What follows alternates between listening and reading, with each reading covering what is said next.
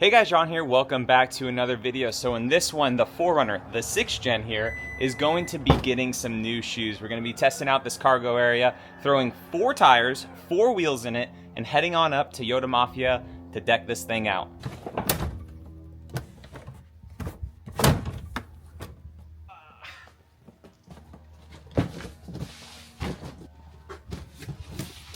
So these aren't the biggest of tires. They're 275/70 R17, so about a 33, kind of the same what is already on the 4Runner, but way better aggressive sidewall from Nitto.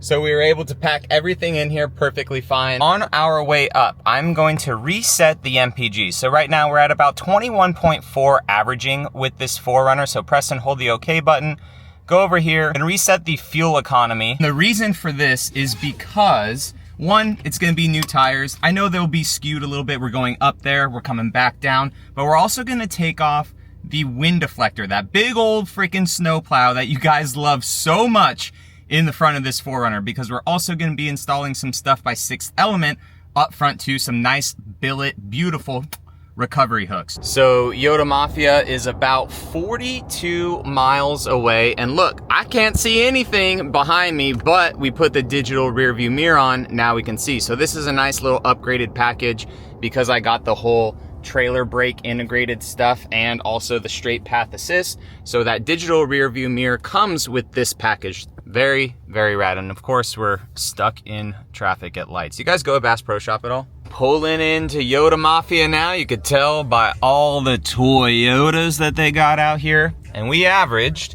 21.8 miles per gallon. Drive from my house up here is mainly freeway, some traffic and stuff in Crestview with some stoplights getting on and off the 10 freeway and 85 and stuff. So not that bad, averaging, you know, 65 to 75 miles per hour or so. So 21.8, that's where we're at. It just went down to 21.7, so we'll call it around there. But let's go ahead, unload all this stuff, put it on the 4Runner, man.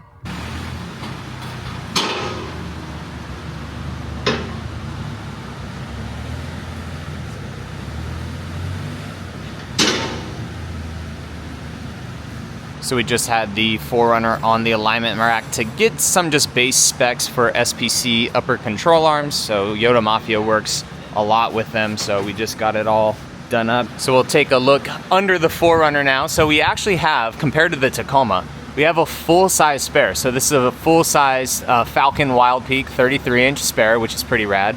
And then I also noticed under the 4Runner, instead of a plastic, we actually have a metal skid plate here, whereas the Tacoma, it has a kind of a composite skid plate.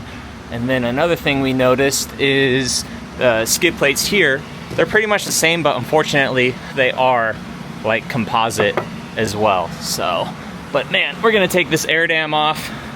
Hangs pretty low. We actually get some pretty nice recovery points on the 4Runner, but these billet ones from 6th Element are gonna look so much better. And then with the wheels off of the front, we could see that we don't have the bump stops on the lower control arm at all, even though it's kind of a Land Cruiser style lower control arm and the way the suspension attaches to it. So the suspension on this 4Runner is more Land Cruiser down here at the knuckle area, and then the top hats are the same as the Tacoma. But with these Bilsteins, our bump stops for up front, they are integrated into the shock strut.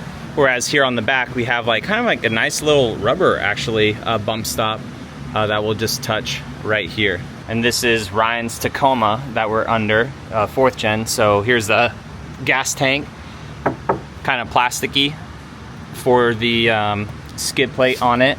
And then for the spare, it's just kind of one of those little car convenience spares. And the wheels that we're gonna be going with, they are from Relations Race Wheels. So they are their RR5s. Is it machine polished? Nah, dude, we're going black again. And a closer look at the Nittos that we're gonna be putting on it. So they have 2 different sidewalls. You guys can see this is the more aggressive sidewall that we're gonna kind of go with these Terra Grappler G3s versus this sidewall right here. I'm not really the biggest fan of this one. So we're gonna go with these. These are their RR5s. They're not the mono-forged ones. These are their flow form. So these are gonna be a little bit lighter than the casted ones. So I am curious when we fill it up with air, because these are 17s compared to the 18s that we have over here on the stockies, just how much either lighter or heavier they're gonna be. Boom. So we're rolling the tires over right now, gonna get the measurement from the stockies compared to the new ones we're gonna put on. So for the stock tire, we are right at about 70 pounds. And then Ryan's got the Nittos with the RRWs on, and we are at 71. So really no difference in at all. So to gain only 1 pound basically of getting a little bit taller of a tire, getting a little bit wider of a tire, and a lesser positive offset to push this tire out. It's more wheel as well with how wide these wheels are. They're 8.5 inches wide. So I'm pretty good with that. Only gaining 1 pound and getting a little bit more meat and a little better offset, good with that. So while Ethan is finishing up the tires, Ryan has his Tacoma up here on the lift, and you can see, and you guys remember from my Tacoma, I bashed in my exhaust tip. So we're gonna be installing this one by 6 Element onto Ryan's Tacoma for him. Very inexpensive. I'll leave a link also in the description for you guys. This actually has some beef to it too, which is pretty nice. Yeah, that's actually nice and thick. So we're gonna install this on his Tacoma. It's super simple.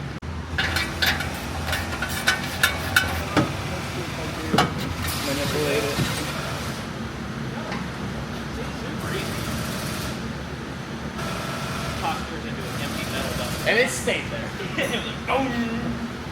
Then the install is super easy. So it comes with a hanger on it, and it already is nubbed right there too, instead of just sliding on. So it will help it from sliding off. And we're just gonna retain the same gasket that we had for the stock exhaust. Just gonna go ahead, put it on, slide it through the exhaust hanger right there, bolt it down. It's like super thick. And of course the last step with your old exhaust, right there in the dumpster. See you later.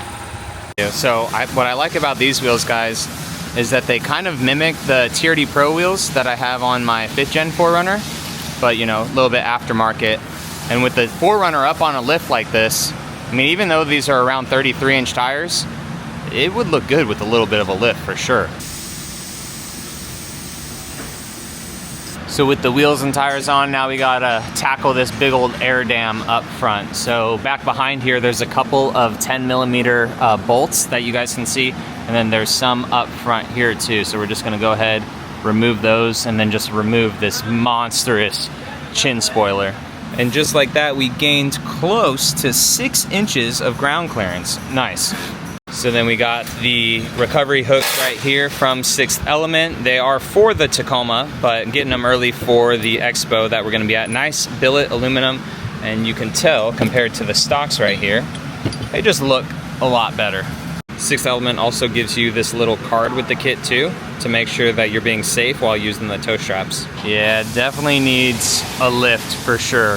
When it was up on the lift here, the 2-post, and then when we put the tires on, I was like, man, a little bit of a lift, even with it only being like 33s, would actually still look pretty good. But so I believe the stock wheels are an 8-inch wide tire, and the offset is way more than this. So we're at now an 8.5-inch wide tire with a positive 25 offset.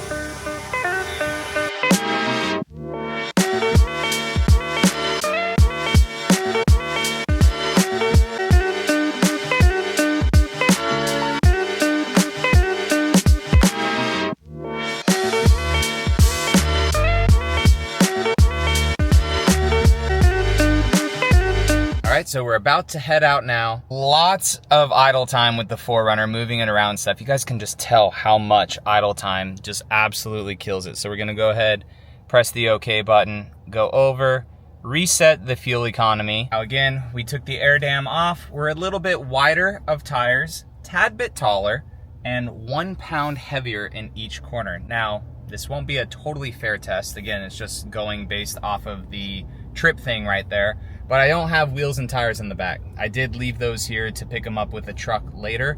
I didn't want to put the dirtier wheels into this, but we will see what it's at when we get home. So just got into Destin. My wife taxed me with going to the grocery store, but we're at 21.9 miles per gallon. The weather, beautiful 71 degrees. We got the windows down, got the back window down. So does the air dam, roll it up for you guys, because it's a little loud. So does the air dam really do anything? Well, micro, if that, because I was going a little bit faster on my way down, less traffic than I had in Crestview going up there. So it's pretty much the same. And now it just dropped down to 21.8. So I would say relatively, it is kind of the same to have the air dam on or not. Now, I'm not gonna rant about it in this video, but I'm hearing some humming coming from somewhere. So I'm not sure if it is vibrations. So I'm not sure if there's some air getting caught under the vehicle where the air dam was, or if we need to fine tune the PSI of these tires. It doesn't sound like it's tire noise or anything.